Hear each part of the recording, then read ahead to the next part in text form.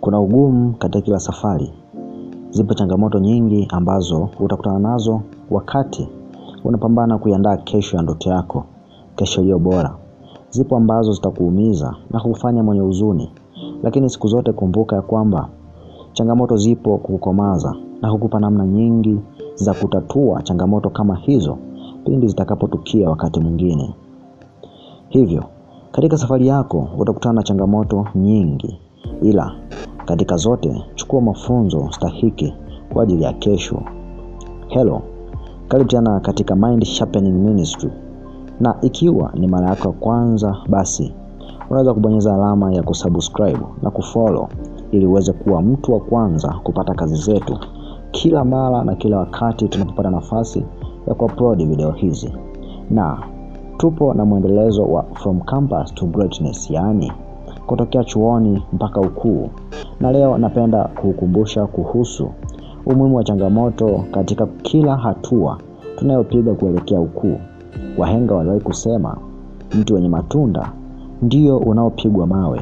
Pia wewe kama mtu ambaye una kesho kubwa ndani yako ambayo inakutaka uanze kuiishi kutokea leo, ni lazima utakutana na ugumu, changamoto na misukosuko ambayo itakupelekea kupanda na kushuka, na wala si kuja kukatisha tamaa. Hivyo changamoto huja kutukumbusha umuhimu wa safari tunayoiendea. Kuna muda ukiona changamoto zinazidi, ugumu unaongezeka, basi tambua kwamba kitu ambacho umekibeba, kitu ambacho unakifanya ni muhimu, hivyo ya kupasa kuendelea kukifanya, usishie njiani.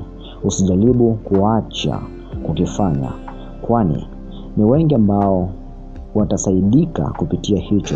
Mungu anahitaji kupitisha ajenda hiyo katika kizazi chako kupitia wewe. Anahitaji kuonyesha uwezekano wa ufanyikaji wa jambo hili ili kuinua imani za watu wengi. Usipofanya wewe, haumzuii Mungu kutenda, lakini unachelewesha utendekaji tu wa jambo hilo. Kuna mamia na maelfu ya watu ambao kutokana na changamoto kidogo ambazo walikutana nazo, basi ziliwafanya waache kufanya kabisa zile kazi, kufuatilia ile idea au wazo ambalo walikuwa nalo, ambalo Mungu aliliweka katika akili yao. Wengine ilikuwa ni project ambayo amekuwa akifuatilia kwa muda mrefu, lakini kwa sababu tu kuna mtu ambaye alimfuata akihitaji msaada, alimwambia kwamba haiwezekani, basi akaacha. Hivyo na kuomba, hakikisha huachi, hakikisha uishi njiani, fanya mpaka mwisho. Changamoto zipo kutukomaza na si kutuzuia. Asante, uwe na wakati mwema.